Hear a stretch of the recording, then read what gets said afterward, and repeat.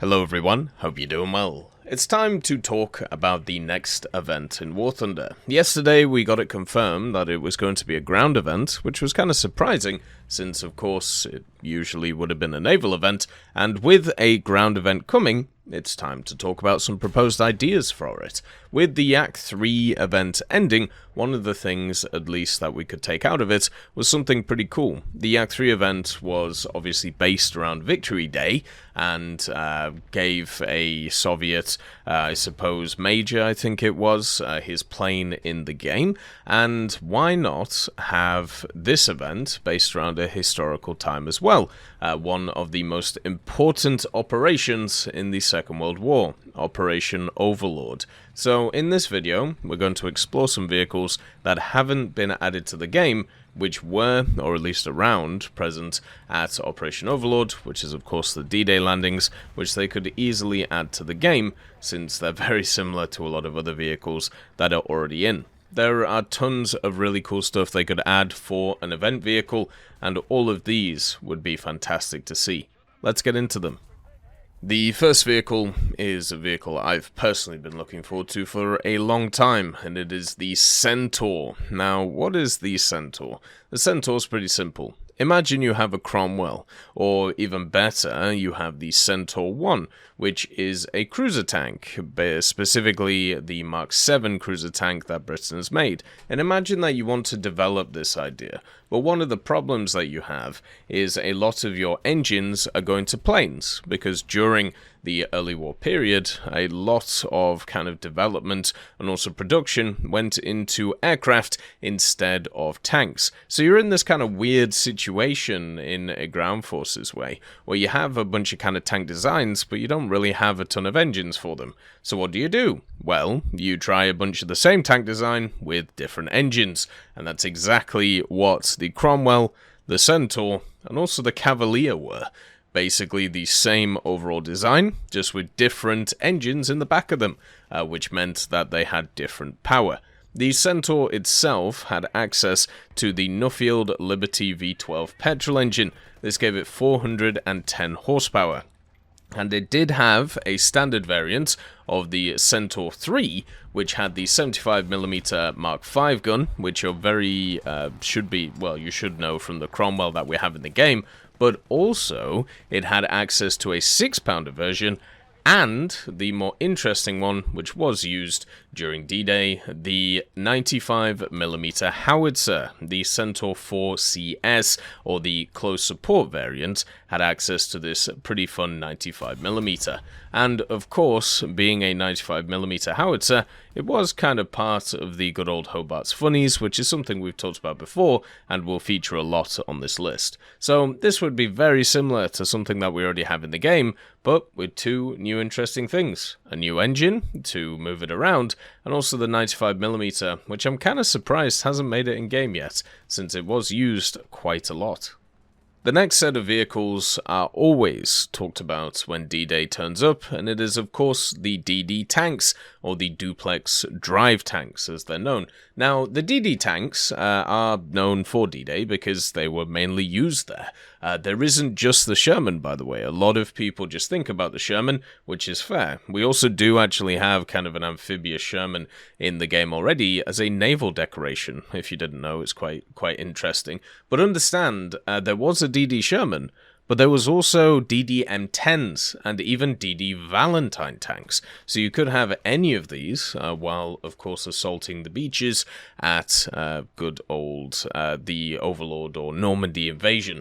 Now, with a lot of these tanks, they were designed to be able to be launched from boats and then under their own power be able to paddle to the shore and then support the infantry who were fighting on the beaches. Unfortunately, it didn't go as planned in a lot of areas, and there were a few issues when it came to them actually being launched, some of them being lost when it came to actually getting them launched, and obviously rough seas being a bit of a problem too. But many of them were able to get to the beach and have a good time. The only place they really struggled was on Omaha, but unfortunately a lot of the forces struggled on Omaha too. The cool thing about the DD tanks as well is they weren't just used in the invasion of Normandy. They were used in other places like Operation Dragoon, and it would be really cool if Operation Dragoon was something which actually ended up happening. It's one of those areas of the Second World War which is just never talked about, and it's the invasion of southern France, like the landings that happened there. Yeah, it wasn't as huge as, Operation Overlord, but Operation Dragoon was huge too, and just never is talked about in history. It seems kind of sad that that's the case. The Italian campaign, there was also DD tanks used there, and also in other places too, and it was seen as mainly a success, as long as, of course, the seas were making sense. The main thing is these DD tanks are based off of pre-existing vehicles, so it would actually only add really a decoration to them. You could technically add a mechanic if you wanted to, where the screen actually goes up, and also the propellers on the back, so you could be amphibious, but then you wouldn't be able to fire the gun, or really defend yourself. So my guess is they'll probably just add like a physical model there, but it won't actually work. The next vehicle was leaked recently, actually, and would make complete sense as a vehicle for the next event, and it's the Churchill Avery.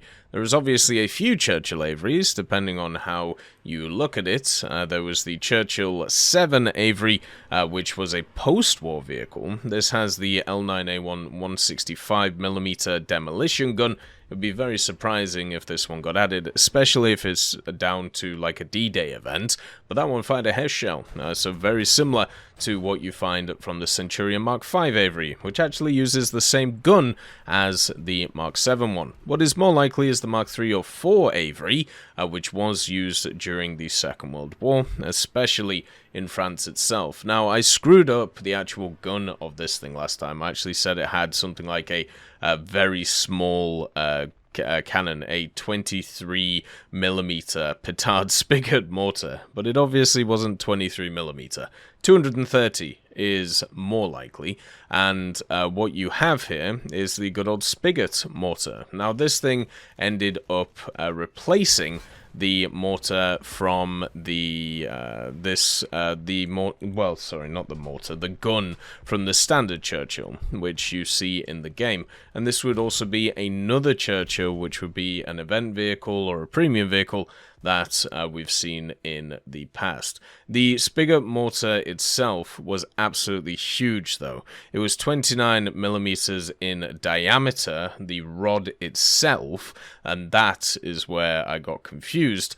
But the actual thing itself, the gun, was 26 inches long and 9.5 inches in diameter. So this was a large gun which would chuck out a big old charge to just annihilate anything that was around.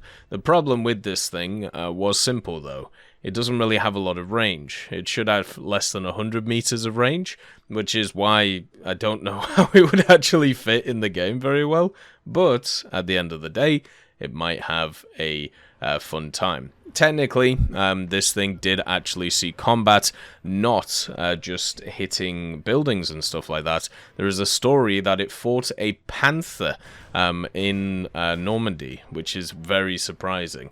So it fired a 40-pound flying dustbin at it, and with a bang, the heavy projectile was hurled towards the panther. It whirled through the air, arching straight towards the point of aim. SPR Blaskett had aimed his shot at the panther's turret ring. The round exploded after hitting a telegraph pole 3 feet away from the panther. When the explosion had cleared, the panther was still and never moved again. The blast from the round had put it out of action. So, basically, it got overpressured. Now, one of the vehicles that hasn't been brought up in a while, but technically has been planned for the game for around about 10 years now, is one that was also used on D-Day, or at least in the Invasion of Normandy campaign, and it was the Stug 4. Now, the Stug 4 is very similar to the Stug 3. It's a superstructure that was put on top of a standard Panzer chassis, but instead of being on the Panzer 3 like the Stug 3, it was on the Panzer 4 like the Stug 4. So what you have is a very similar platform to the Stug 3, just on the Panzer IV chassis. It has the 75mm Stuck 40 L48 cannon, and it would play very similarly compared to the Stuck 3 itself, and it would be completely fine. There was a ton of these built. Over 1,000 of them were built and used, and to be honest, they were incredibly effective. The basic reason why they decided to build the Stuck 4 as well was just to keep production up of the Stuck setup. They found that these assault guns were super useful, especially on the Eastern Front in many of their campaigns. But there was some Stuck 4s used in the West too, and if you wanted to mark D-Day, just like they marked Victory Day, this might be an interesting one, since it goes from the other side of the coin, instead of the coin of the winners.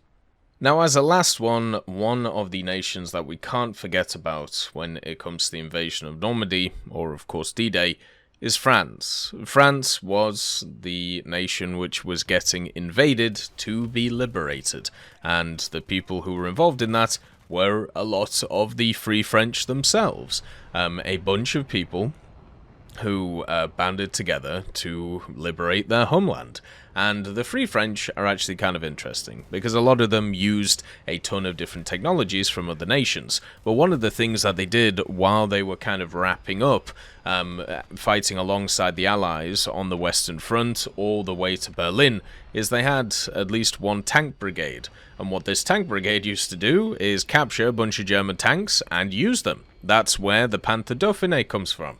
Basically, a tank that was captured during the Second World War, used by the Free French, and then after the war, obviously used in service for France when it was liberated. But they also captured a bunch of other vehicles, including stuff like Panzer IIIs, Panzer IVs, and a Tiger. Can you imagine if this event, as kind of a curveball, had access to a French Tiger? For me, that would be pretty cool, and it would once again just be one of those ways that you can marry the kind of Axis and Allies idea, and also give it to a nation that desperately needs a little bit of help right now. I think it would be really nice to see another Tiger in the game as an event vehicle, but for France. As always, I hope you have a wonderful day. Let me know what you would like to see, and I'll see you next time.